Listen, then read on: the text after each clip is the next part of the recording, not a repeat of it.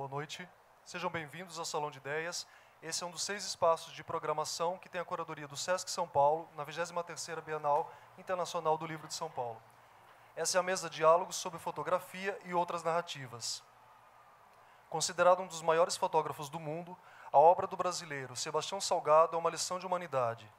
Ele fala sobre cultura, literatura e a sua trajetória pelo mundo das narrativas fotográficas, que já lhe renderam prêmios internacionais, como o de melhor repórter fotográfico do ano, do International Center of Photography de Nova York.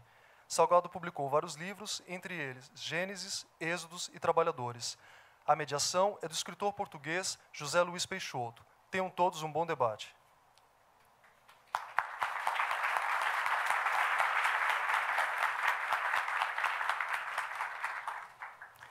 Muito boa noite. Para mim, obviamente, é um enorme prazer e uma honra estar aqui nesta conversa. Já deu para perceber, mesmo que ele não tivesse dito que sou português. Sou autor de vários romances, mas creio que me convidaram, sobretudo, por alguns livros que tenho escrito ultimamente sobre viagens e sobre alguns lugares do mundo, sendo que o último a ser publicado aqui no Brasil é sobre um país bastante remoto, que é a Coreia do Norte. A conversa que vamos ter aqui hoje, acredito que também passará pelas viagens que são incontornáveis na obra de Sebastião Salgado, que fazem, não é? Que são uma necessidade nesta procura que vem desenvolvendo e que nos vem trazendo um retrato do mundo. E eu começava talvez mesmo por aí. Na obra tem retratado o mundo. Aliás, neste livro biográfico que saiu recentemente e que se chama Da Minha Terra à Terra, com maiúscula, e que de certa forma é um texto de balanço, não é? Se é que não são todos sempre os livros livros de balanço, de que forma é que com o trabalho fotográfico fica também contada a história daquele que está por trás da máquina. Ou seja, nós sabemos que a máquina aponta numa determinada direção, mas de alguma forma, sendo que se trata a fotografia de uma linguagem, de que forma é que também se retrata neste corpo de trabalho que já com décadas, não é? Boa noite, gente. A fotografia é uma forma de vida. É muito mais do que ir realizar uma fotografia, não é? Você tem uma preparação para a fotografia. Na realidade, eu comecei a apertar o botão da câmera, eu já estava bastante velho em relação a todos os outros fotógrafos. Eu fiz a primeira fotografia da minha vida em 1970, quando eu já tinha 26 anos. Até então, nunca tinha fotografado. E depois que eu descobri a fotografia, que eu comecei a fotografar, eu, na realidade, descobri que tudo aquilo que eu vinha acumulando na minha vida, desde do meu nascimento até aquele momento, tudo que eu aprendi, meus pais, minha mãe, a aldeia onde eu nasci, toda a minha atividade, onde eu tive, tudo aquilo contribuiu para a minha fotografia, para a minha maneira de ver, para a minha maneira de perceber.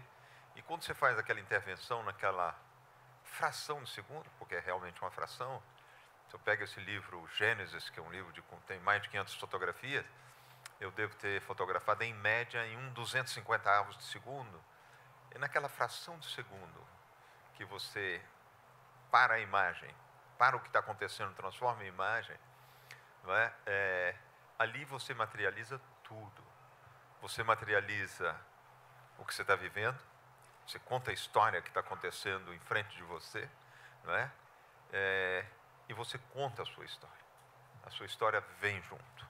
A sua maneira de ver a sociedade, de participar, a sua maneira de ter os seus comportamentos éticos, não é? a sua estética, ela é tão intuitiva, né? Que naquela fração de segundo você viu a luz, você viu as linhas, você trabalhou um espaço bastante sofisticado, e naquela fração de segundo você para tudo. E eu tive uma exposição que foi apresentada aqui em São Paulo, no Sesc Belenzinho, o ano passado, final do ano, e tinha em torno de 250 fotografias. Se você multiplica aquelas 250 fotografias por 250 avos de segundo, tudo junto faz 1 segundo. Aquelas fotografias todinhas juntas fazem 1 segundo. E naquele segundo, a gente tem uma ideia do planeta. Você tem uma ideia do que tem de prístino no planeta. Você tem ideia do que nós fomos há 50 mil anos atrás. Você tem uma ideia dos desertos, né, dos outros animais, da dignidade desses animais que têm uma dignidade mesmo. Tem tudo ali naquele segundo, porque você vem e traz tudo junto. Eu acho que é essa a magia da fotografia. Fotografia é uma linguagem recente. Ela tem, 110 anos, 120 anos, não tem mais do que isso. Ela está na instância de terminar. Não porque a fotografia mesmo, ela quer terminar, mas que o instrumento de captação da fotografia, ele está mudando, ele está modificando profundamente. A câmera que eu realizei, uma parte dessas fotografias, é uma câmera que ela também faz filme hoje. Ela também é uma câmera cinematográfica ao mesmo tempo. As fotografias hoje são profundamente trabalhadas no Photoshop, no computador. Não as minhas, porque eu venho de uma escola tradicional, então é mais ou menos aquilo. O que você faz já é o produto final a 95%. Hoje, todos aqui, sem exceção, têm uma câmera fotográfica com eles, porque todos têm um telefone. Esse telefone hoje é uma câmera fotográfica super possante, muito potente, não é? Mas só que ela não é uma câmera fotográfica, é uma câmera de imagens, porque a partir desse telefone você não faz fotografia, você faz imagem. Antigamente, quando os nossos pais, né, faziam uma fotografia e levavam no pequeno fotógrafo no canto da rua, e que revelava aquele filme e que copiava aquela fotografia. Era verdadeiramente uma fotografia. Você pegava nela, você via, você colocava num álbum e, passado 2, 3 anos, te mostrava, você já estava maiorzinho, você achava aquilo muito interessante, não é? Daí a 20 anos você já tinha ido embora, voltava. Era a sua memória, a memória da sua família. Aquela fotografia tinha amarelado, todo mundo tinha tocado, mas ela tinha uma função. Hoje, no telefone não tem mais. Hoje você realiza uma imagem que você transmite, você passa nas redes sociais, e o dia que você troca de telefone, a metade daquilo, aquilo tudo vai desaparecer, você vai perder, que ninguém copia mesmo, não é? Você põe na memória do computador, muda o sistema, você abandona. Então, já não é mais fotografia, só é imagem. E as coisas vão se transformando dessa forma. Então, eu acho que a vida da fotografia já está, de uma certa forma, comprometida. Mas, esses anos que durou a fotografia e o privilégio que os fotógrafos tiveram de ser fotógrafos, é uma coisa única na história do mundo.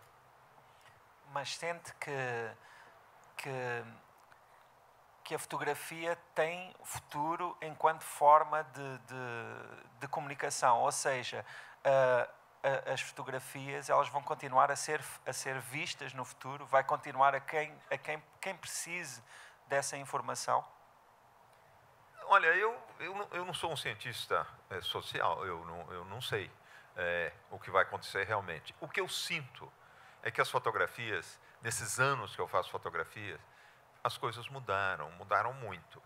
A fotografia, ela adquiriu um caráter de objeto de arte, que ela não tinha até um certo tempo atrás. Eu tinha minhas primeiras fotografias, a gente vendia por $100. Quando vendia uma fotografia para alguém que queria colecionar uma fotografia, putz, era um negócio fantástico. Hoje eu tenho fotografia que vale mais de $100 mil. Então as coisas mudaram numa escala brutal.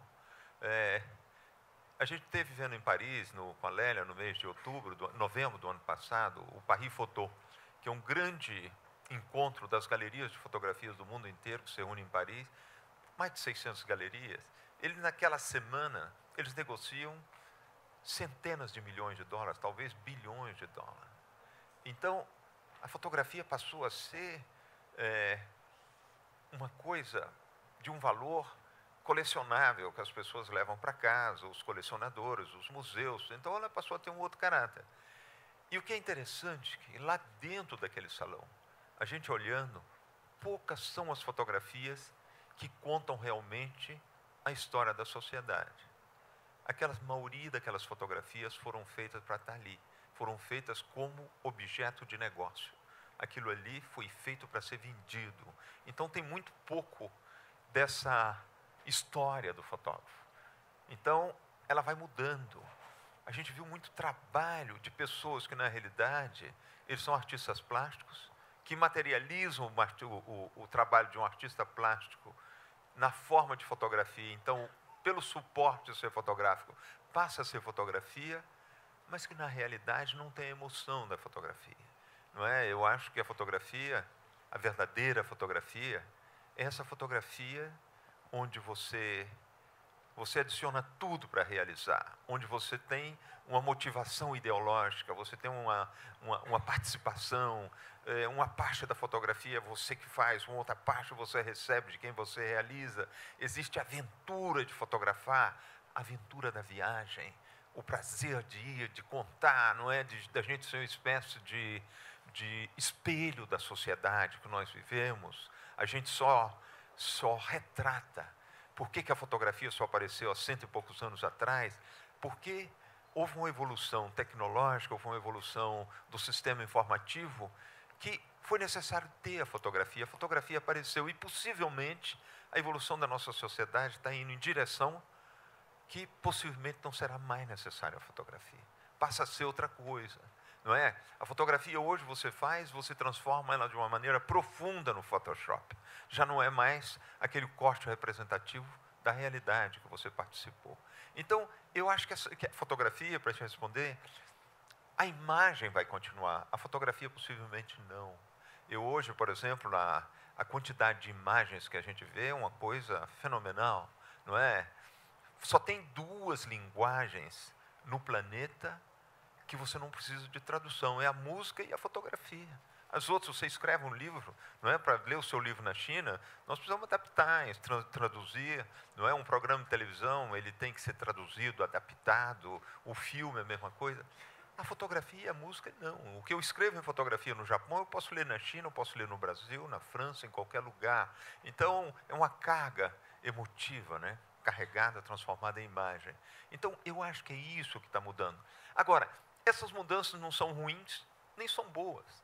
Isso faz parte da evolução, não é? Faz parte de como a sociedade vai se encadenando, vai se desenvolvendo, vai exigindo outras coisas, e outras formas de expressão certamente vão aparecer. Mas há algo que vai continuar, porque faz parte da natureza humana, que é o olhar, não é? O olhar de quem fotografa e o olhar de quem vê e que também, de alguma forma, olhará para algo diferente aqui no Brasil e talvez na China terá um olhar diferente também, não é? E a questão que eu queria fazer, suponho que ao longo dos anos já se terá deparado com muitos olhares acerca da sua obra, e eu tenho uma certa curiosidade de saber se alguma vez encontrou algum olhar que fosse, com o qual discordasse radicalmente. Ou seja, se alguma vez sentiu que interpretaram imagens portanto, que criou de uma forma com a qual discordasse, e como é que se lida com isso? Porque depois de publicá-las, elas ficam nos outros. Mas eu não estou compreendendo a questão. A questão é a respeito de imagens minhas ou sim, imagem de outros? Não, imagens suas, fotografias. Já houve momentos em que sentiu que estavam a ser mal interpretadas? Não, eu não tive a nenhum momento essa sensação. Eu tive momentos que eu não pude fotografar, que eu não tive a autorização para fotografar. Para fotografar, Eu fotografo desde 1970, que eu comecei a fazer minhas fotografias. Eu nunca recebi um processo de ninguém, eu nunca tive uma crítica de alguém que não tivesse de acordo com a imagem dele que eu apresentei, que foi publicado. Eu só fotografo se eu tenho uma autorização. Eu não preciso de uma autorização escrita de ninguém. Você chega em frente a uma pessoa, você está autorizado a fotografar ou não está? Você mantém uma relação com a pessoa, é como você caminhar na lâmina de uma faca. Você não pode estar de um lado nem do outro, você tem que estar na lâmina mesmo, senão você não avança e você não pode se cortar. Então, esse equilíbrio não é muito especial. Eu lembro uma vez eu estava em Lisboa, em 1975, na época da Revolução dos Cravos, e eu saí com um amigo nosso, que era um diretor de televisão na França, Philippe Chatnet, e a gente andando na rua em Lisboa. Eu ia fotografando as pessoas na janela, e uma hora eu olhei para trás e o Philippe ia pedindo desculpa, que eu tinha fotografado. Aí eu voltei e falei, Philippe, pode parar, porque todo mundo que eu fotografei me autorizou a fotografar. Você entende? Você não precisa intervir, porque é uma relação minha com as pessoas que eu tive. Então, eu acho que essa relação, para mim, sempre foi uma relação muito tranquila. Eu fotografei coisas porque eu quis fotografar, porque eu tive uma razão de ir, porque eu achei interessante, ou porque eu achei bonito, ou porque era uma história forte, ou que eu tive uma revolta imensa que eu tinha que denunciar, então, que eu tinha uma razão política de ir. Então, eu tive uma razão de ir, eu tive uma razão de fazer. Na realidade, aquilo que eu falei agora mesmo, as fotografias, na minha vida, foram uma forma de vida, foram a minha vida. Muitas pessoas falaram que eu fui um repórter fotográfico, que eu fui um fotógrafo economista, que eu fui um fotógrafo antropólogo, que eu fui um fotógrafo engajado. Eu não fui nada disso, não é verdade. A fotografia é a minha vida, minha forma de vida. O que eu fiz de fotografia, eu fiz vivendo, e vivendo com a razão de viver. Então, para mim, foi coerente, existe uma coerência. Você entende? Uma coerência de intervenção, de participação, de resultado dessas fotografias, de relacionamento com as minhas fotografias, tendo uma razão de fazer. Eu nunca entrei fotografar um grupo qualquer, em nenhuma parte do mundo, se eu não tive uma introdução com eles, se eu não tive uma organização com a qual eu estava trabalhando, que me introduziu, que eu pude participar, e que essas fotografias foram utilizadas, não é, na informação da situação que eu fui fotografar. Então, eu tive uma razão de ir e as pessoas tiveram uma razão de ser fotografadas. Então, eu acho que isso, para mim, eu estou quase terminando minha fotografia, eu estou com 70 anos. Eu acho que eu vou em paz em relação ao que eu fiz em fotografia.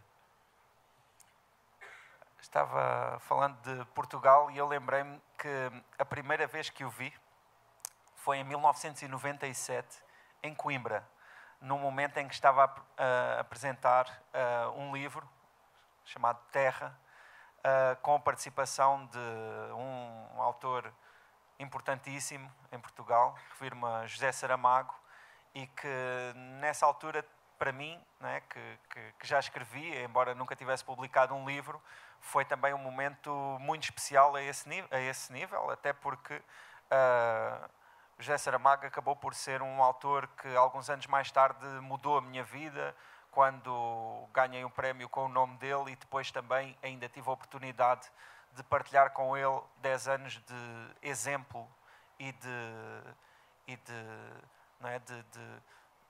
aprendizado.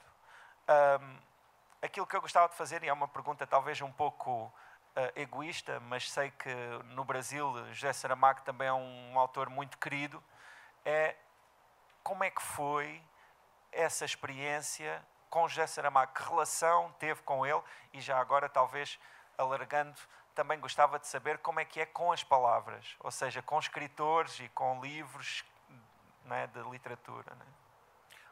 O Zé Saramago foi um grande amigo nosso. O Zé Saramago, quando ia na França, nós temos nossa casa em Paris, ele morava com a gente, ele ficava no nosso apartamento. Então, nós tínhamos uma relação muito próxima com o Zé.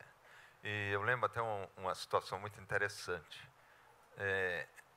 Nós moramos no 2º andar e temos um pequeno apartamento no 3º andar, que é um apartamentinho incompleto, onde os amigos que vêm moram lá, ficam. Então, o Zé sempre vinha e ficava lá.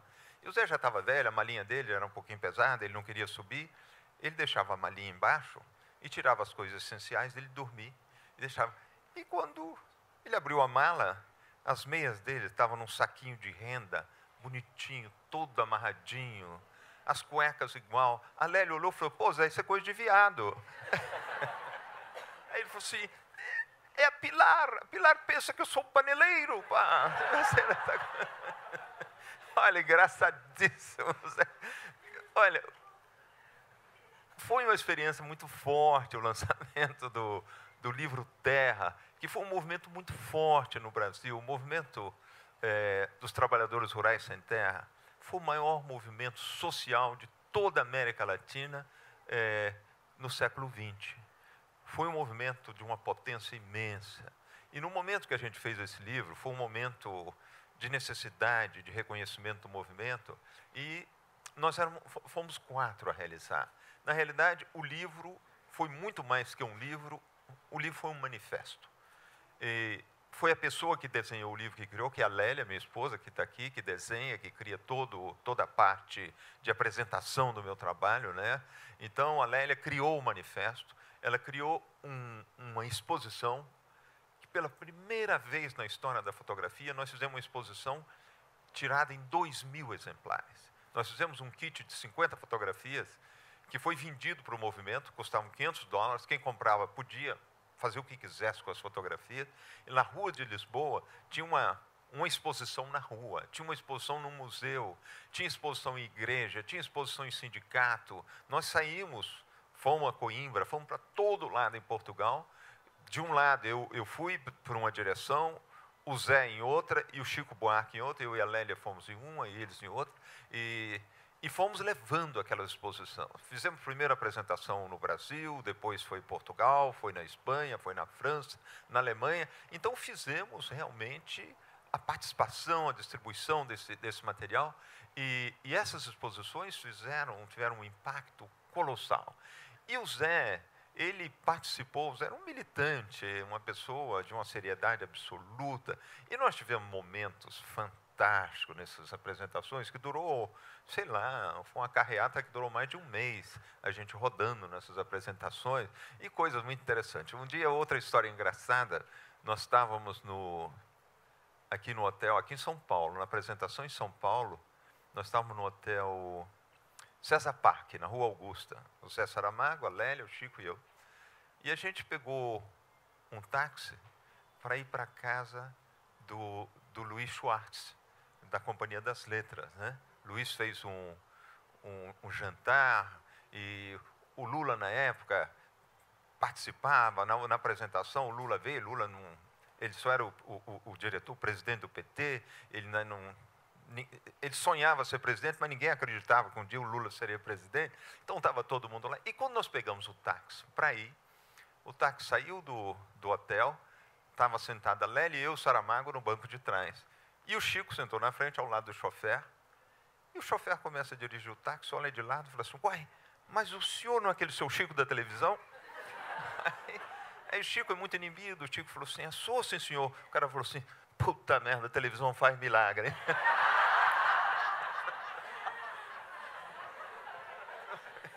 Eram histórias, aconteceram histórias assim, fantásticas, sabe? A gente riu muito nessa viagem. Então, esses relacionamentos foram muito fortes.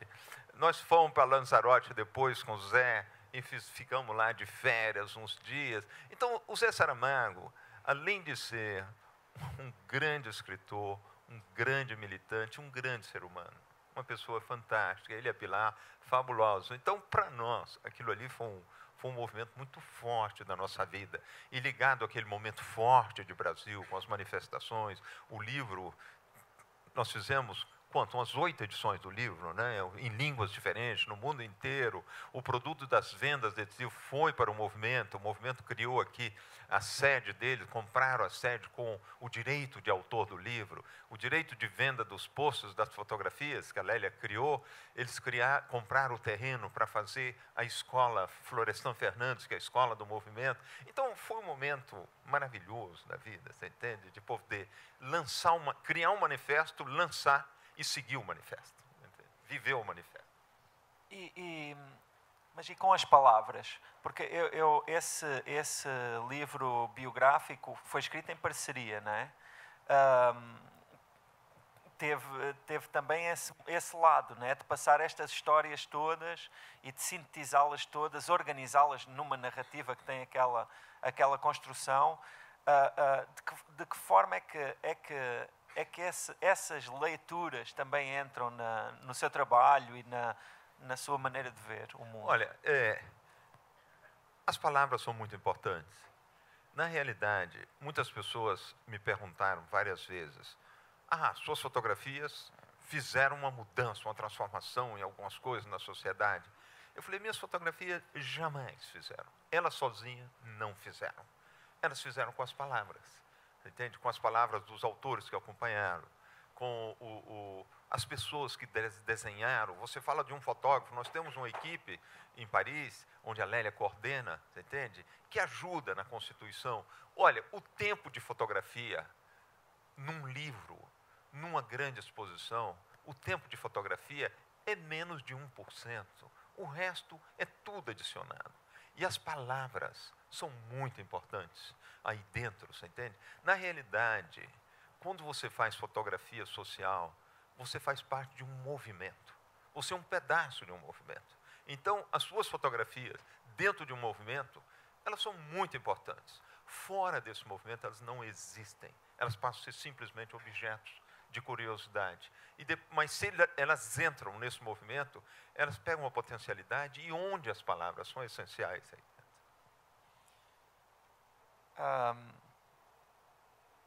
Já agora, talvez, também voltando a esse título, que eu acho que é um título muito rico, não é? Da sua terra e da terra, gostava de ouvir falar justamente, não é? Sendo pode-se dizer, um cidadão da terra, desse planeta, não é? Como é que vê esse momento da sua terra, do Brasil? Olha, é um momento muito interessante do Brasil. Olha, a emoção que a Lélia e eu tivemos agora aqui, nessa Bienal, de ver o número de jovens ali, com livros debaixo do braço, num momento em que todo mundo fala: olha, é o fim do livro impresso. Hoje o livro é eletrônico. E quando você vê um movimento desse, você fala assim: opa, é qualquer coisa de especial, não é? E esse despertar do Brasil, o Brasil passou a ser uma mega potência. Hoje, possivelmente, do lado econômico, o Brasil deve ser a 7ª potência planetária. Mas se você contar a economia paralela do Brasil, que deve ser em torno de 1/3, se não for um pouquinho mais, a economia brasileira é maior do que a economia da Alemanha hoje. É um país mais importante economicamente possível que a Alemanha. E mais importante que qualquer coisa nesse país é a potencialidade, a energia que tem nesse país. É uma coisa fenomenal. É qualquer coisa de fora do comum. A gente vê na Europa, né? Portugal, Espanha, Itália, França. Esses países, a força deles, o futuro deles, está no passado deles. E o nosso futuro ainda não aconteceu, não é? Está começando a preparar para acontecer. Olha, é tão interessante da gente ver esse país com essa força, com essa potencialidade, e os brasileiros ainda não acreditam no Brasil.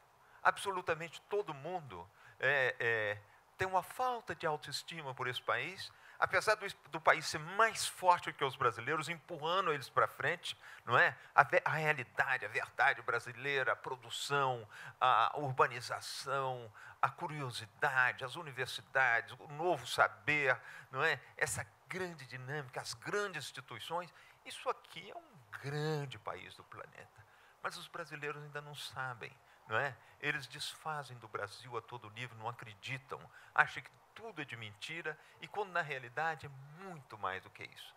Então, eu fico felicíssimo de ser brasileiro, sinceramente fico. E cada vez que a gente vem ao Brasil, e a gente vem muito, esse ano já é a 4ª vez que a gente vem ao Brasil, não é? É diferente uma vez da outra, sabe? As transformações, a transformação psicológica do país. Então, é tão forte, é tão interessante, sabe? E quando a gente vê a história do Brasil, não é? A gente pensa, olha, esses 500 anos que separam a gente da descoberta, puxa, é tempo para chuchu. Mas não é nada, 500 anos absolutamente não é nada, isso aqui está tudo em formação ainda, não é? Quando a gente lê a história de onde nós estamos aqui sentado, não é? Hoje nós estivemos no Vale do Agabaú, aquilo ali foi um rio, não é? Com águas cristalinas passando por ali, com fontes saindo para todo lado, com pássaros, com índios para todo lado. E quando você passa hoje, você vê, é qualquer coisa, é fantástico, né? O que aconteceu, mas ainda está acontecendo. O que aconteceu em Portugal, que levou 500 anos, 1000 anos, para passar de uma sociedade rural a uma sociedade urbana, não é?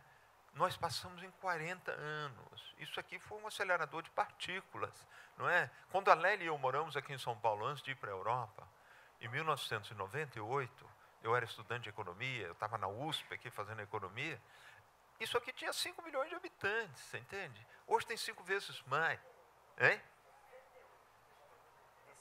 Ah, não, desculpa, 68, não, 68. Eu fiz um pequeno assim, lápis de 30 anos, mas nada, 30 anos. Mas olha, é que as coisas passam tão rápido, sabe? As coisas se transformam numa velocidade incrível. Então, eu acho, é quase impossível para a gente prever a evolução, mas a evolução é tão flagrante no Brasil, está na instância de se transformar numa das megas potências do planeta e vai se transformar, está se transformando. Então, é fantástico de ver. Mesmo que talvez a evolução não seja aquilo...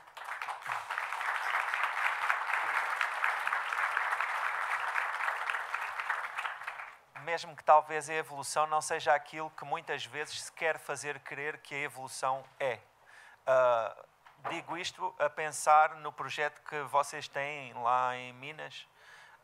Quer falar um pouco sobre esse projeto? Olha, é um projeto interessante. Eu nasci no interior. Veja você a diferença. Eu tenho 70 anos, mas há 60 anos atrás, a minha terra não tinha estrada. Só tinha uma estrada de ferro e eu nasci numa fazenda de gado. Eu tenho um irmão que morreu. Eu tenho 7 irmãos. Nós seríamos 2 homens na minha família, mas um morreu pequenininho, morreu de coqueluche, porque eram 8 horas a cavalo da fazenda do meu pai até na cidadezinha, e nisso, até procurar um médico, meu irmão morreu. Você entende? A assistência era tão pequena. Então, era tão especial naquela época. A gente, quando era a época de levar gado para o matadouro, a gente botava o gado na estrada, a cavalo, levava 45 dias a cavalo para chegar no matadouro. Você entende? Então, era a única forma, eram 20, 25 dias para voltar.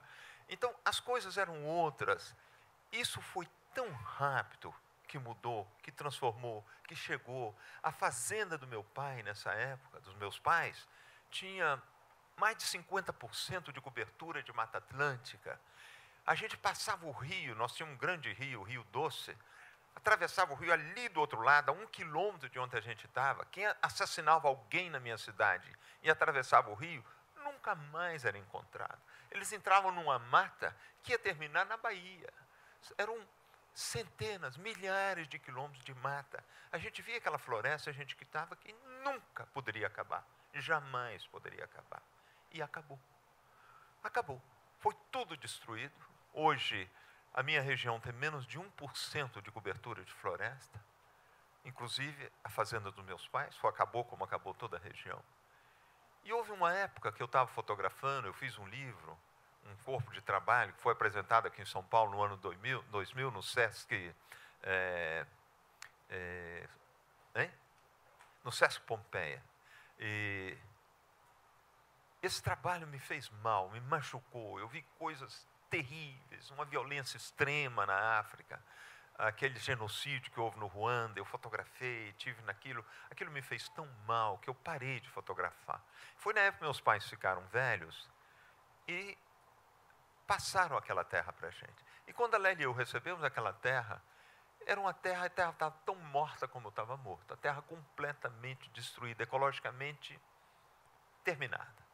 Então, a Lélia teve uma ideia fantástica. Falou, olha, Tião, você sempre falou que você cresceu num paraíso, que era realmente um paraíso. Vamos refazer esse paraíso, vamos plantar a floresta que estava aqui. E nós começamos. Para replantar a floresta, nós tínhamos que plantar em torno de 2.500.000 árvores, para recuperar aquele espaço de terra que era relativamente grande. E nós aceitamos o desafio, começamos. Hoje nós estamos com mais de 2 milhões de árvores plantadas. Nós hoje, um terreno que...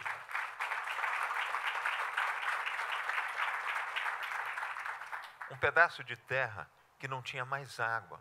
Hoje nós já temos jacaré de volta, temos até onça de volta. Onça que não existia na minha terra há mais de 30, 40 anos, que tinham ido embora, voltaram. Então, a gente conseguiu fazer uma coisa fantástica. Criamos um centro de educação ambiental, temos um internato fantástico de jovens que saem da escola técnico-agrícola. Nós damos o internato a esses jovens, transformamos em técnicos ambientais.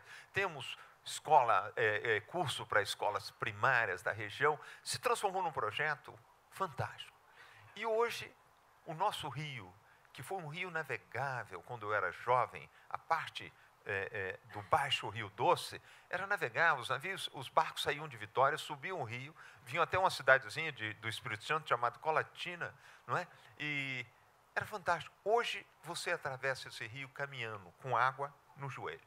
Você não molha a sua bermuda, se você atravessar. Você entende? O rio morreu. O rio completamente assoreado. E hoje nós estamos começando um projeto, nós já discutimos, tivemos 2 discussões com a presidenta Dilma, nós estamos trabalhando com o BNDES, porque é um projeto grande, um projeto de salvar esse rio. É o maior rio que nasce e morre no centro-sul do Brasil, o Rio Doce, um grande rio. Esse rio tem em torno de 370.000 nascentes. Porque às vezes a gente pensa que um rio é formado só das águas que nascem na cabeceira de um rio. O rio é formado pelo capilares de água que saem de todos os córregozinhos, que formam o córrego médio, que vai formar o córregozinho maior, que forma o riacho e que vai formar o Rio Grande. Sabe? Então, para você salvar um rio, você tem que plantar todas essas nascentes. E nós começamos, criamos um projeto.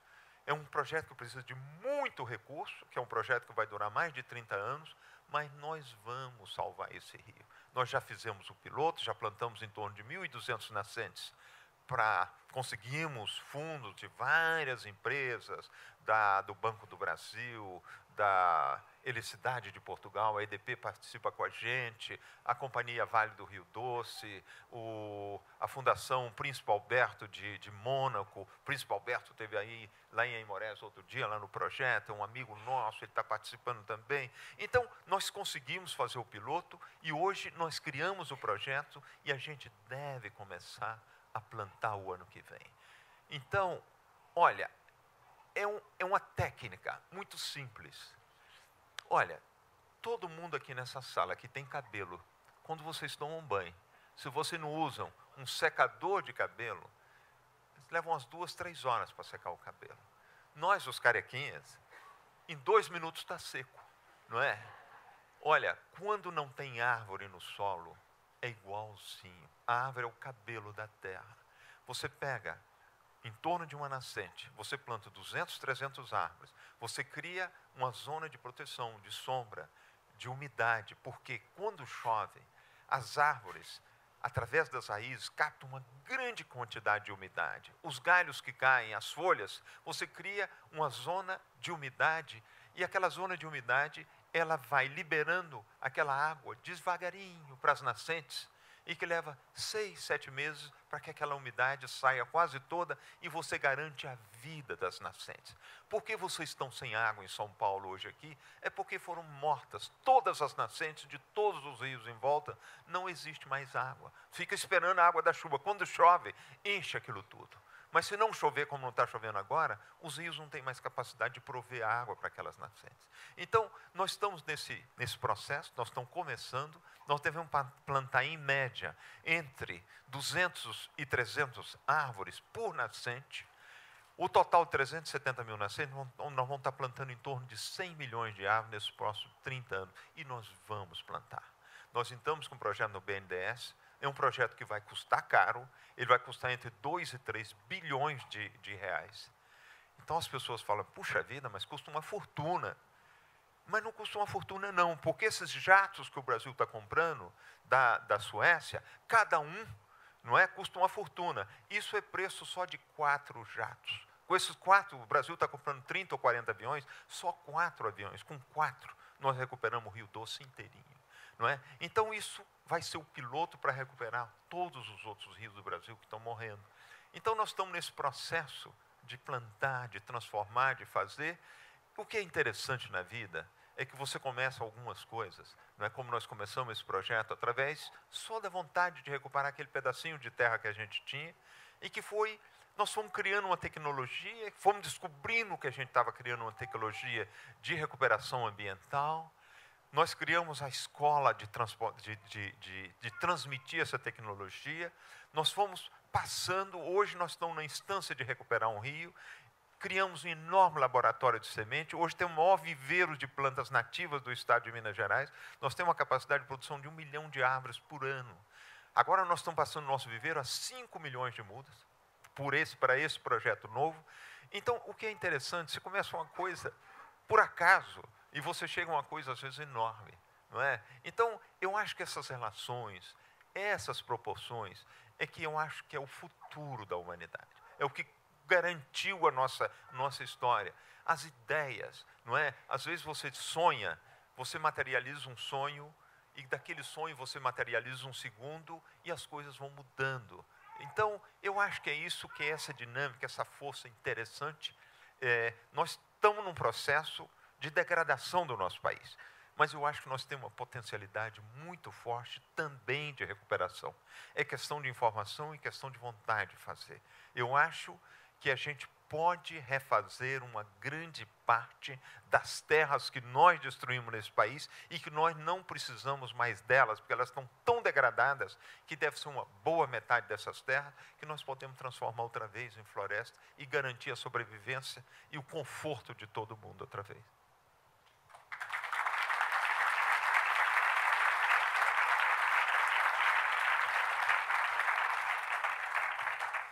Eu acho lindo esse otimismo, acho que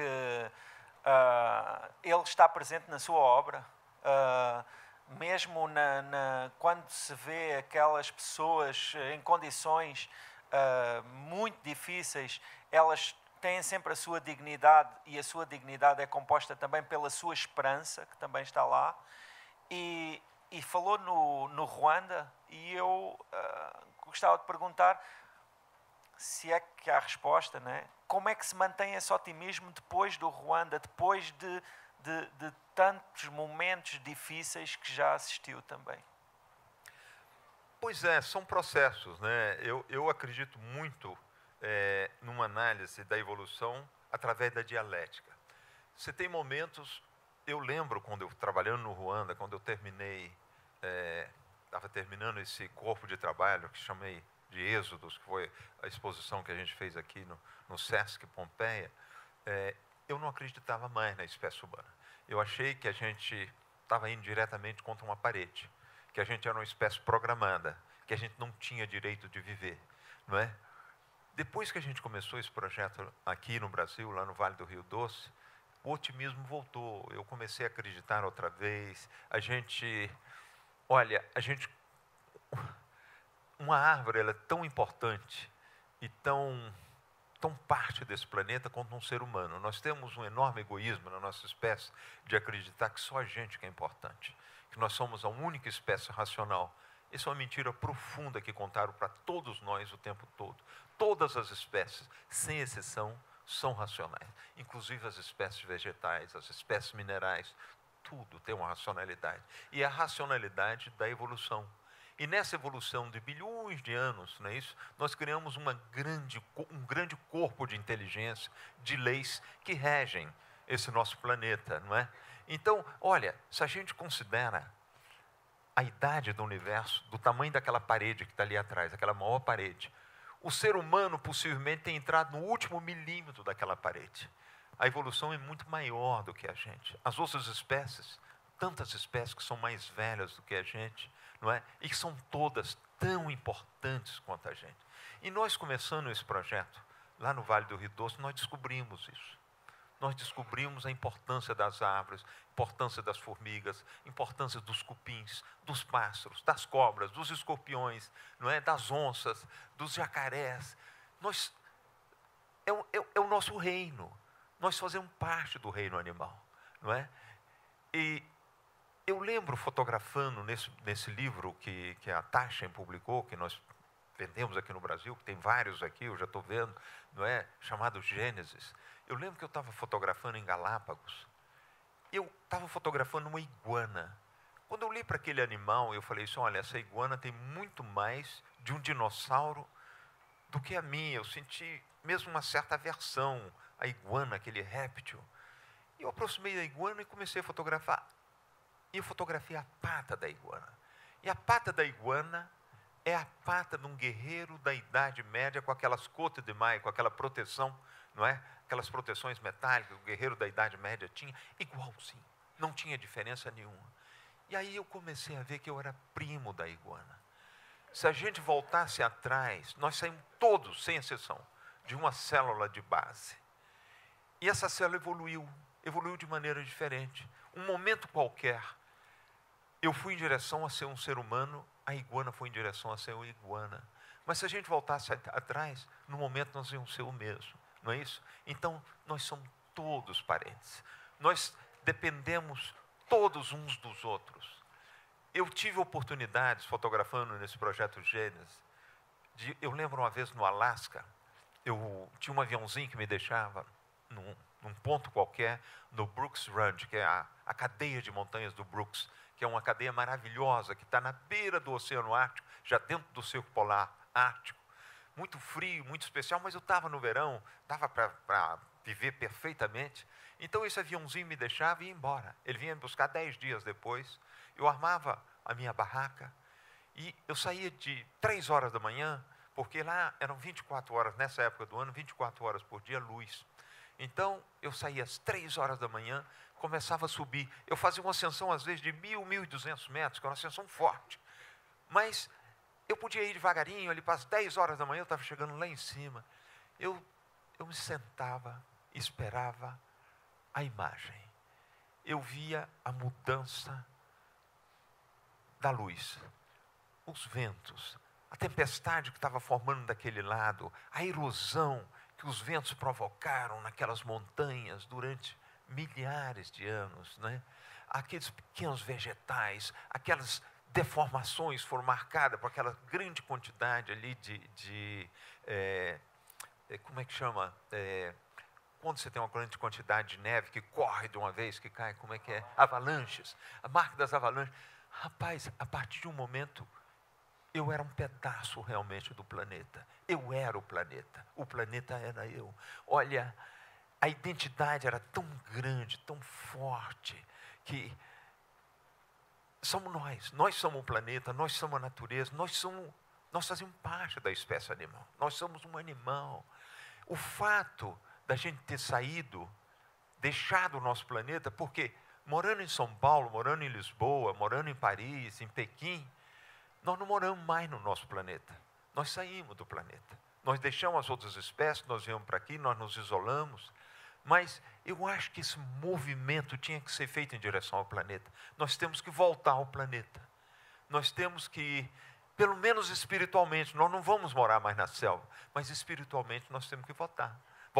Nós temos que ajudar a recuperar, nós temos que ajudar a refazer, nós temos que ajudar a proteger os outros, porque nós dependemos deles também.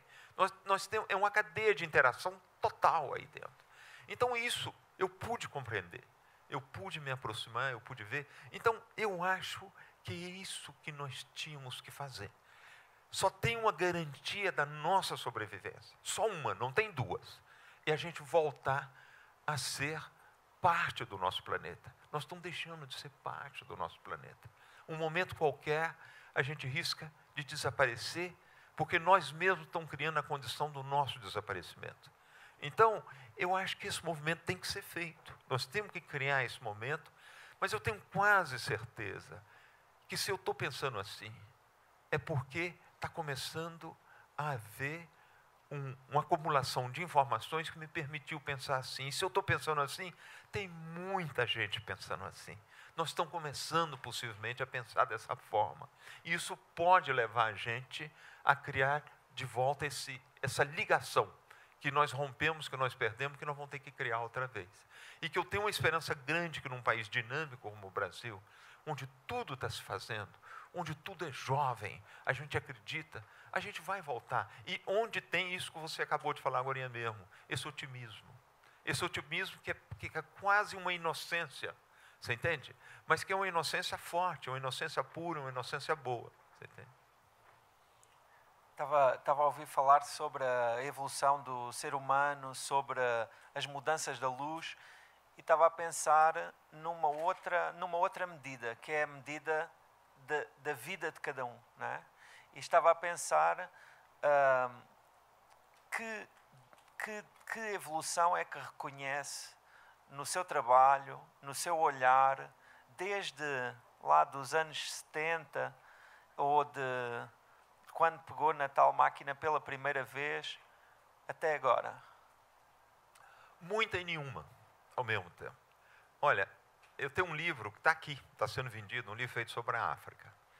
Eu tenho ali dentro fotografias, foram as minhas primeiras fotografias que eu fiz quando eu comecei a ser fotógrafo no início dos anos 70. Você entende? Eu tenho ali uma foto do Haile Selassie, que eu não tinha ainda 6 meses de fotógrafo, que ela está ali dentro e você não vê a diferença dela com as fotografias feitas recentemente. É tudo mais ou menos a mesma coisa e, ao mesmo tempo, uma grande transformação. Porque é claro que você vai adquirindo conhecimento, você vai vivendo, você vai solidificando as suas relações, os seus conhecimentos, isso vai interferindo na sua maneira de ver, na sua maneira de comportar, na sua maneira de interferir, não é? Então, muitas coisas vêm e que vão se transformando, vão adaptando. Então, esse processo é muito interessante. Mas as linhas básicas, a maneira de ver, a maneira de intervir naquela fração de segundo, essa é intrínseca a mim. Você entende? Se nós fôssemos 10 fotógrafos fazendo a mesma fotografia no mesmo lugar, seriam 10 fotografias diferentes, porque são 10 origens diferentes, 10 maneiras um pouco diferentes de ver. Então, as intervenções são diferentes nesse sentido. Então, existe uma diferença e não existe ao mesmo tempo. Olha, fazendo esse livro Gênesis, eu fui ver populações de há 10 mil anos atrás, que vivem exatamente como nós vivemos há 10 mil anos, há 50 mil anos atrás. E tudo que é essencial para mim, nessa sociedade que eu vivo, moderna, já era essencial para nós há 10 mil anos atrás, porque eu encontrei essa essencialidade nesses grupos que eu fui frequentar. Na realidade, quando eu encontrei um grupo lá na Nova Guiné, que ainda tem uns instrumentos de trabalho de pedra, que vivem como nós vivemos há 50 mil anos atrás, o que é essencial para eles é essencial para mim. Não é? A ideia de comunidade, a ideia de solidariedade, o amor, a paixão, o ódio e tudo, é igualzinho. Quando eu entrei nessas comunidades, eu me adaptei imediatamente. Eu fui recebido pela minha comunidade, de há 10, 50 mil anos atrás, mas é a mesma comunidade, não tem diferença nenhuma. A gente evoluiu possivelmente do ponto de vista material, mas o que era essencial continua sendo essencial.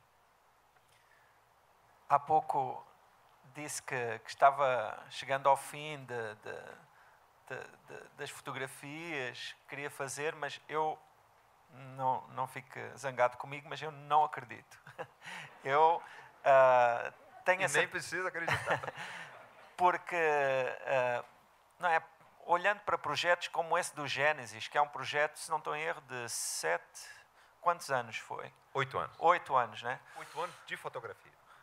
Mas fazer... 2 anos, 3 anos para conceber e 2, 3 anos para apresentar. Pronto, um projeto eu sei que de 12 anos. Eu sei que pensaram esse projeto em conjunto, não é? Mas fazer projetos com essa distância é de quem olha para o futuro, não é? E o que eu queria perguntar é, o que é, dentro do que queira dizer, claro, o que é que podemos esperar do Sebastião no futuro? Olha, isso é que nem bicicleta, se a gente parar de pedalar, a gente cai. Então tem que ir indo. sabe? Eu já comecei um outro projeto. Eu fiz uma reportagem no ano passado, nós estamos aqui, ó. Fiz uma esse ano. Eu estou fazendo um trabalho com o movimento indígena brasileiro. Eu acho muito importante a gente fazer uma apresentação do que é a cultura indígena. Olha, esse país é muito mais indígena que a gente imagina. Quando os portugueses chegaram aqui, do início, não vieram mulheres, só vieram homens. Raríssimo foi ter uma mulher portuguesa aqui. Então, os portugueses aqui, eles misturaram com os índios. Existia uma coisa que foi chamada na antropologia de cunhadismo. Um português que tinha um pouco de recurso chegou a ter 80 mulheres indígenas. E os filhos que nasceram de aí foi uma coisa incrível. Nesse estado mesmo, né, a língua, o tupi-guarani se falou aqui por quase 200 anos. Se falava português. Foi criado aqui através das entradas e das bandeiras que saíam de São Paulo. Na realidade, era uma segunda geração muito mais indígena do que portuguesa, que saía por esses sertões aí capturando outros índios, não é? Só do Paraguai trouxeram mais de 200 mil índios que foram vendidos nas outras capitanias, que foram vendidos fora do Brasil, que era um comércio que se mantinha aqui dentro. Olha o número de nomes indígenas que tem em São Paulo. Talvez o estado do Brasil que tenha mais nome indígenas seja esse estado aqui. E a formação da população paulista, ela é muito mais indígena quase do que qualquer outra, não é? No Nordeste do Brasil, o que aconteceu. Então, a contribuição dessa parcela indígena dentro da formação do que a gente poderia chamar da raça brasileira é uma contribuição tão grande, tão forte. A avó da minha mulher era índia, a orelha da Lélia, ela é uma orelha de índia. Ela não pode colocar brinco que a orelha é mole, você entende? Se pintura, a orelha vem cá embaixo, a orelha das indígenas eram maiores. Olha, a contribuição foi tão forte. E quando você fala com um brasileiro, ele se diz, daqui de São Paulo, todo mundo aqui se diz de origem italiana, não é? De origem japonesa, de origem alemã, de origem portuguesa, mas ninguém se diz de origem indígena. Mas a verdade é que a contribuição foi tão grande, tão forte, que tem que ser respeitado. Não é isso? Essa grande componente do comportamento brasileiro razoável, da falta de agressividade, tem uma grande doçura nos brasileiros. Eu sei porque eu moro na Europa há quantos anos, e os brasileiros são muito diferentes. Isso vem da contribuição indígena, porque os indígenas sempre foram assim, e são assim até hoje. Então, eu comecei um pequeno corpo de trabalho, eu trabalhei com os índios Auá, lá no norte do Maranhão, porque estavam com a terra completamente ameaçada, invadida, e o território demarcado. Aí eu fui com uma jornalista do Globo chamada Miriam Leitão. A Miriam fez um texto fabuloso. Nós entramos de sola e a gente conseguiu que todos os madeireiros fossem expulsos desse território, que tinham mais de 400 fazendas já fixadas dentro de um território indígena demarcado, foram todos retirados. Os grandes expulsos, os pequenos reinstalados em outra parte. A realidade é que o território indígena Auá hoje, ele está devolvido aos Auás. E o que é fabuloso, o território indígena Auá no Maranhão, ele hoje é completamente cercado de fazendas em volta. Faz parte da parte sul do Maranhão, mas ainda é um grande território. Uma parte foi invadida, tudo, mas a grande maioria ainda não. E dentro desse território, completamente cercado por fazendas modernas, com caminhonetes, com telefone, com linha de transmissão, existe ainda 3 grupos indígenas que nunca foram contactados.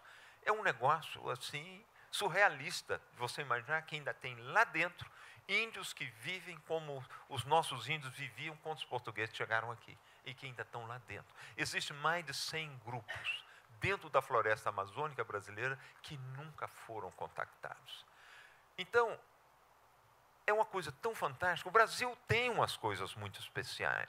O Brasil, dos grandes países do mundo, como o Canadá, como os Estados Unidos, a Austrália e o Brasil, é o único país que ainda tem 13% do seu território indígena demarcado.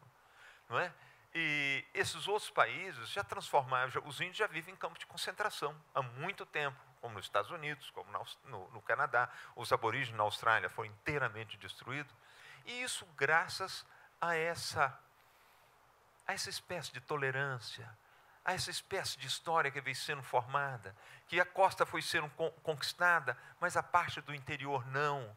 Graças a esses antropólogos fantásticos, a esses indianistas incríveis, ao Marechal Rondon, à FUNAI. Então, fez com que o Brasil tenha essa grande parte de território, ainda território indígena. E o que é engraçado, quando a gente olha o que é território indígena, o que é área verde realmente preservada no Brasil, tem uma coincidência, é a mesma coisa.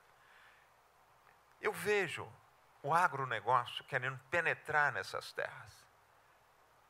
Mas essas terras têm que ser protegidas, porque essas terras não são do agronegócio. Essas terras são terras da União. Essas terras são terras de todos nós. São a terra dos filhos de todos que estão aqui, dos netos de todos que estão aqui. Então, essas terras não são para algumas pessoas tomar e transformar em bem para elas. E os guardiões dessas terras são os indígenas. Então, eu tinha muita vontade de fazer um trabalho, que eu fiz o ano passado, como eu acabei de falar, com os Auá. Esse ano eu trabalhei, fiz uma história grande com os Yanomami. Eu quero ver se o ano que vem eu faço mais 2 ou 3 tribos. E, com alguns anos, eu quero ver se a gente cria um corpo de trabalho que a gente possa levar nas escolas secundárias, levar nas universidades, para ver se as gerações futuras possam recuperar essa autoestima dessa grande contribuição que foi a contribuição indígena. E o que é fabuloso num país como o nosso é que nós vivemos ainda com a nossa pré-história. Ela existe, a nossa pré-história, nesses grupos que nunca foram contactados. A nossa história de há 500 anos existe ainda quando os portugueses chegaram, porque tem grupos que foram recém-contactados. E a nossa história é recente de grupos indígenas que já vivem em contato permanente, não é, com a parte mais moderna da sociedade brasileira, existe. Então, a nossa história completa existe. Eu acho isso um privilégio. Talvez seja o único país do mundo que ainda conviva, você entende, com a sua história global, com a sua história completa, e que eu acho que nós temos a obrigação de preservar isso.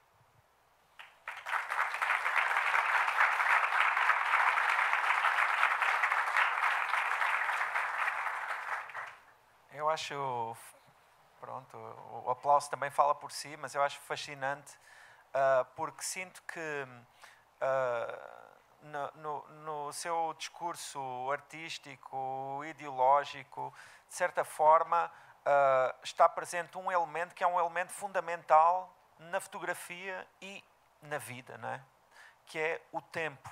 E daquilo que diz, muitas vezes, começamos a falar de futuro e, de certa forma, chegamos à conclusão que o futuro, muitas vezes, está naquilo que nós achamos que é passado.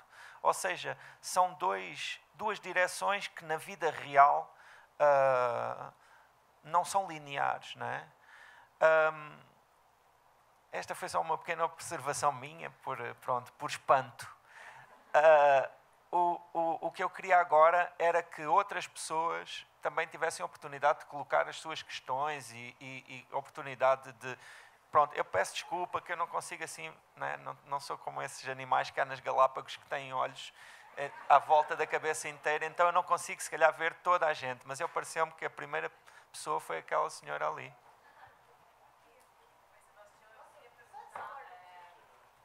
Deixa eu levar o microfone para você, que aí todo mundo escuta. Obrigada. Olá.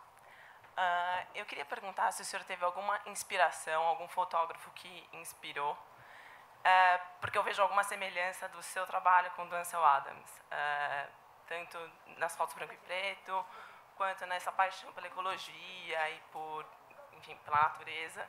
Existe alguma inspiração? Existe alguém que chamou? Olha, existe, absolutamente.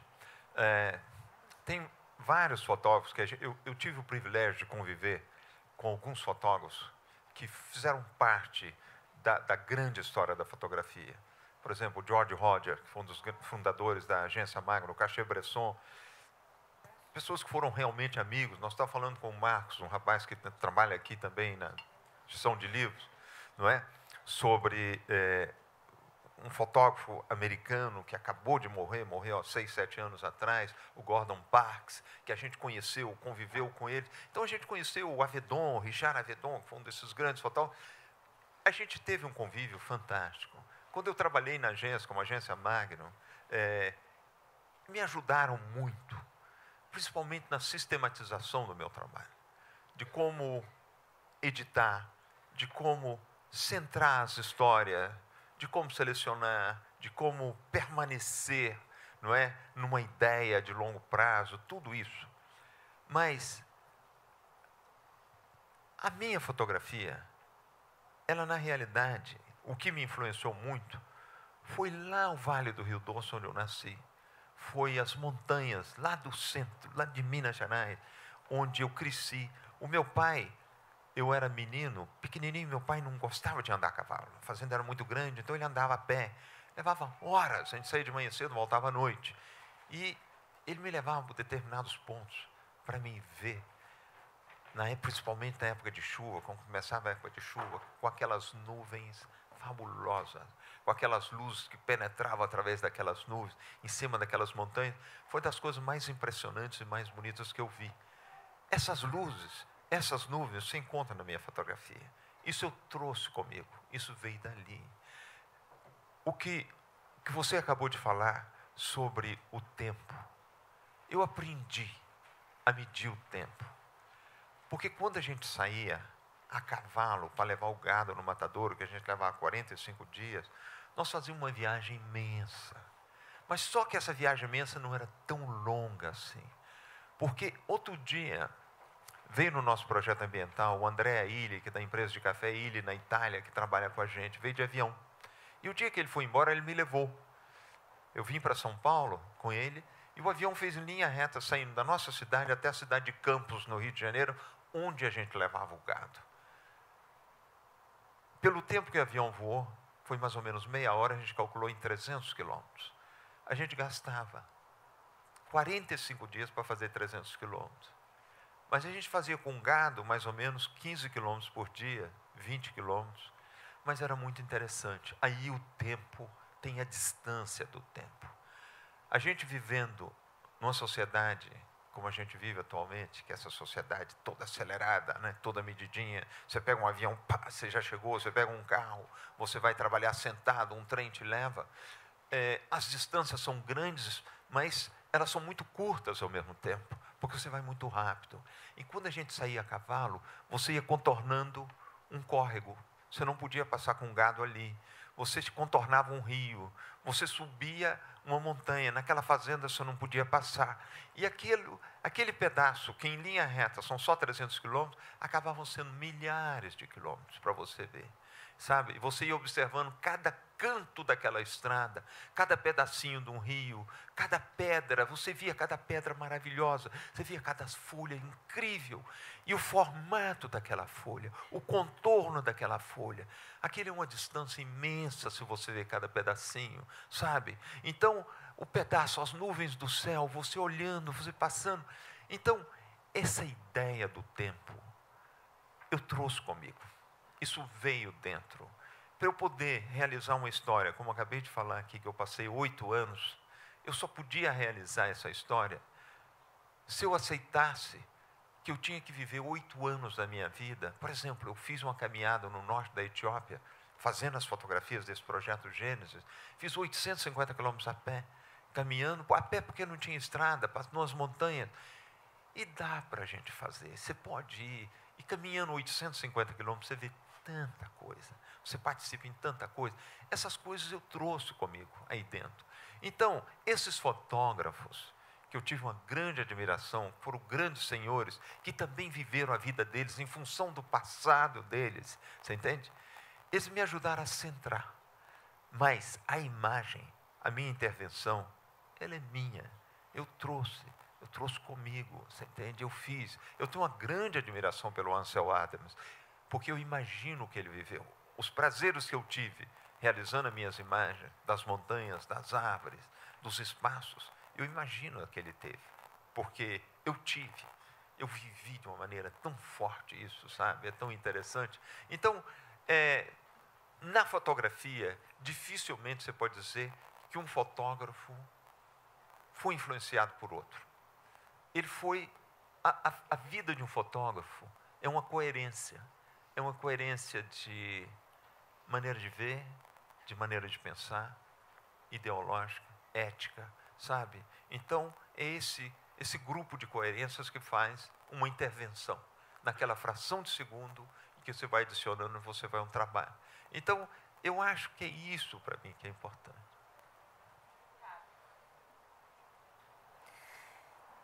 Sebastião, primeiro é um prazer estar te ouvindo, né? Eu e meu companheiro, a gente é fã incondicional do seu trabalho. E deu para perceber que na sua fala, assim como na sua fotografia, você é bastante... Lembra muito aquela frase do Manuel de Barros, né? Você vive de infinitudes. E dessas infinitudes, eu queria te perguntar sobre essa narrativa política, porque a gente vê muito na tua obra uma narrativa política dessas pessoas. E imagino que deva ser muito difícil conservar essa narrativa política tão coerente como você conserva todos esses anos. Então, eu queria te perguntar, porque a gente vive num mundo em que as pessoas mudam de coerência, ou acontece uma flexibilidade de coerência, ou talvez uma incoerência total dessa narrativa política. Então, eu te pergunto isso. Como manter, décadas a fio, uma coerência política nessa narrativa? Não sei. Não sei, olha, eu posso dizer o seguinte, que nós tivemos muita sorte, a Lélia e eu, da gente ter se conhecido jovens. Amanhã, exatamente amanhã, dia 31 de agosto, faz 50 anos que nós estamos juntos. Você entende?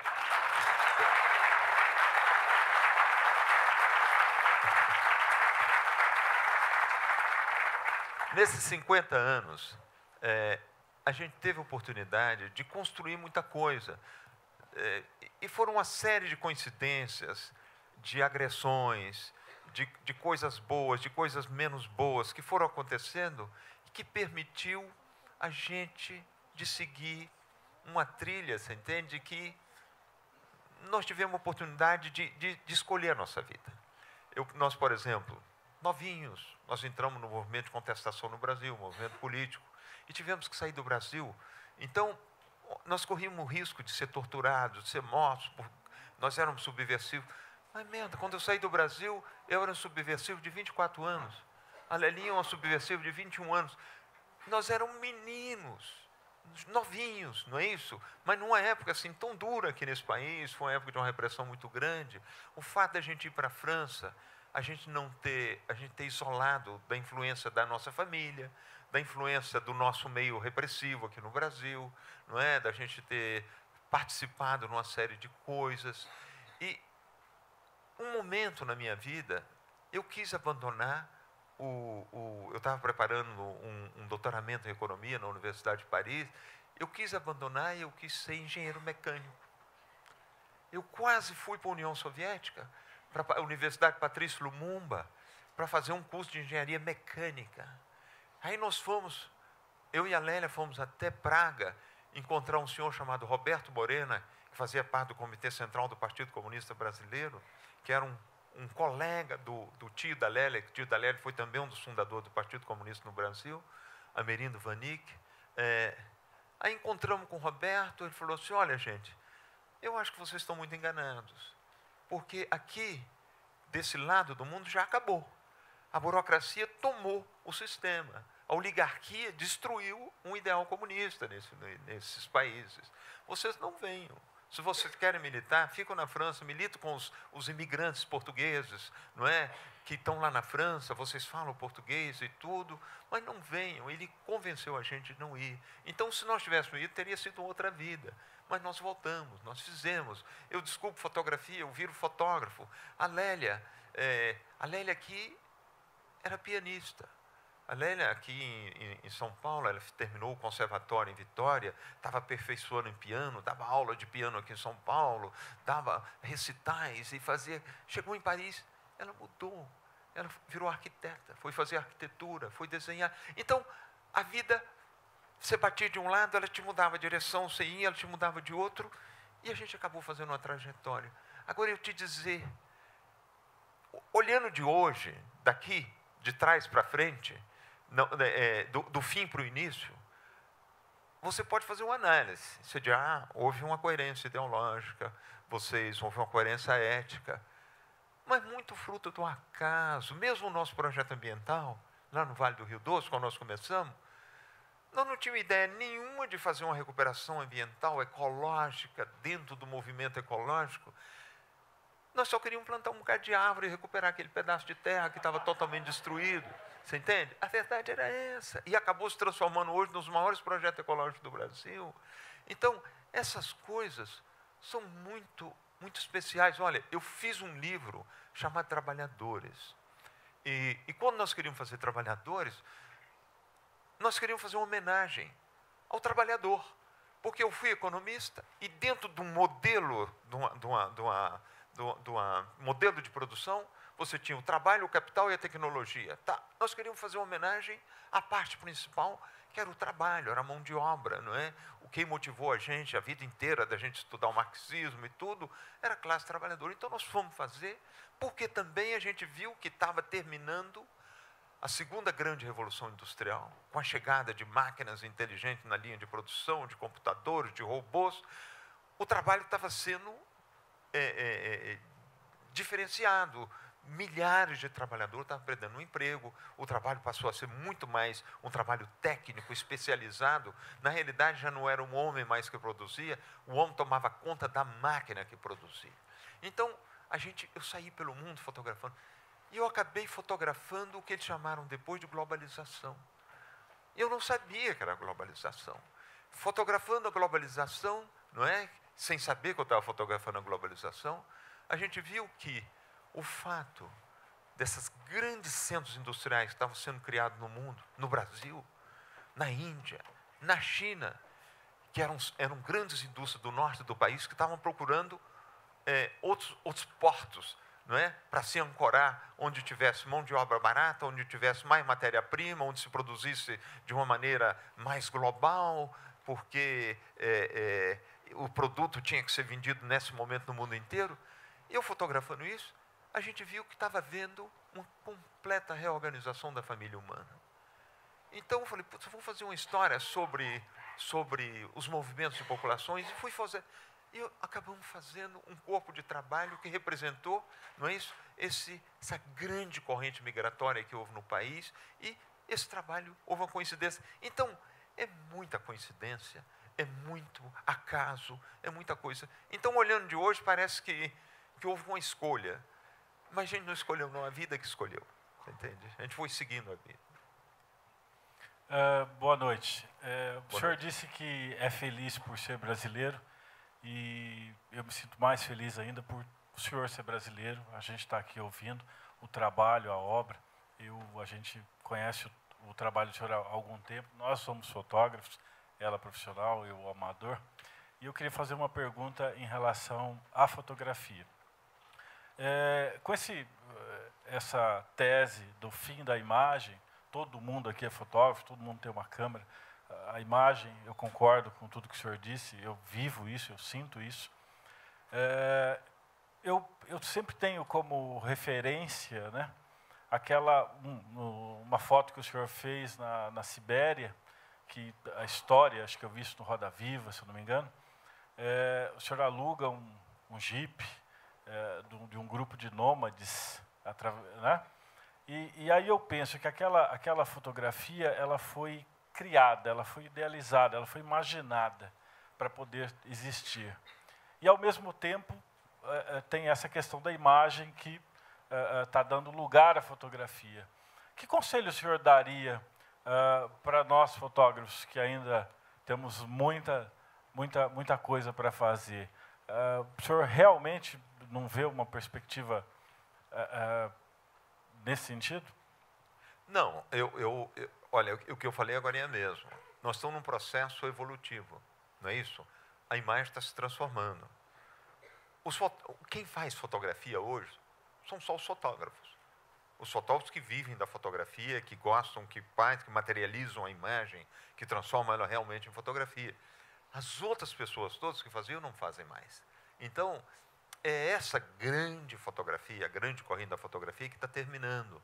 Mas os fotógrafos, eles vão continuar a existir por um grande número de anos ainda, mas aquela potência da fotografia que todos participavam, essa está terminando realmente. Mas não estou dizendo que daqui um ano, 2 anos, a fotografia, não, isso vai levar dezenas de anos ainda a se transformar. Mas quem vai vivendo, quem vai fazer fotografia, vai viver o momento da transformação. Eu, há muitos anos atrás, se as pessoas falassem comigo, olha, você vai fazer uma fotografia com a câmera digital, eu brigava, eu achava isso uma catástrofe.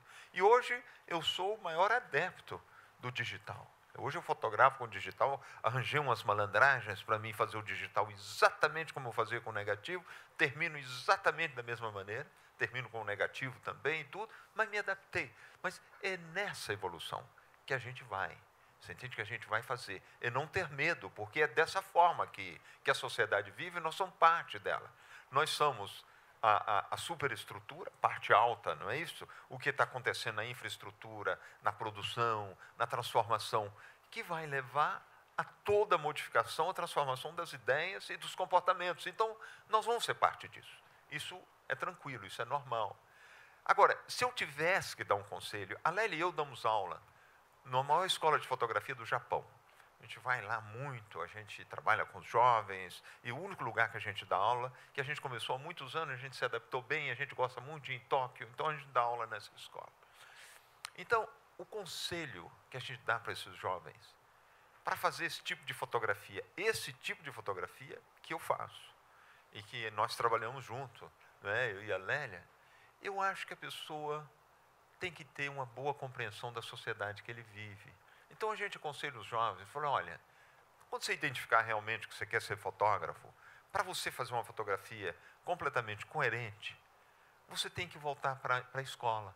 Você tem que aprender um pouquinho de sociologia, um pouquinho de antropologia, um pouquinho de economia, um pouquinho de geopolítica, sabe? De formas a que você tenha uma verdadeira formação e que você possa ligar a sua vida ao momento histórico que você está vivendo. A partir desse momento, a sua linguagem é a linguagem fotográfica, ela vai contar esse momento histórico que você está vivendo, porque você vai compreendê-lo, você vai fazer parte dele. Você entende? Eu trabalhei em grandes agências de fotografia, trabalhei na agência Sigma, na agência Gama e na Magnum, que era a maior delas, a grande cooperativa de fotógrafos.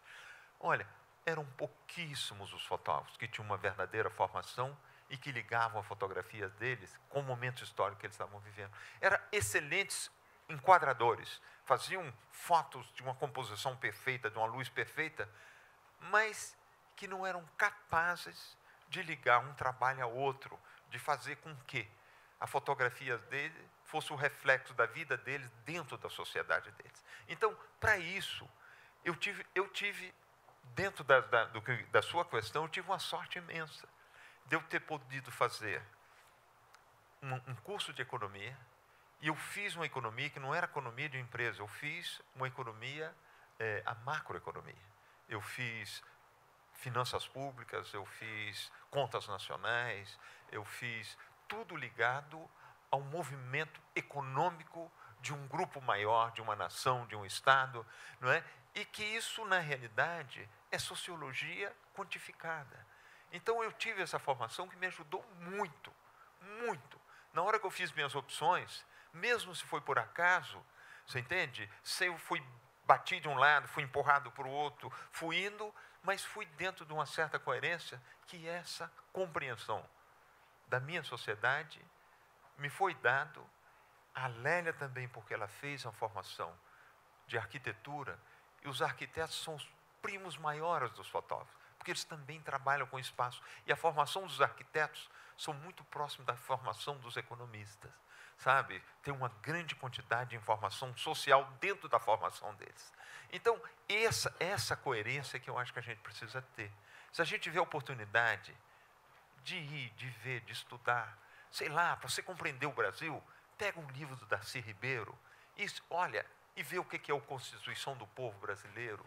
Para você fazer isso, aquilo é antropologia purinha, você entende? Você fazer, para a gente compreender o nosso processo produtivo, você tem que compreender um pouco da economia brasileira. Então, para isso, você tem que compreender um pouquinho de economia. Então, eu acho muito importante estudar, sabe? Essa formação é capital.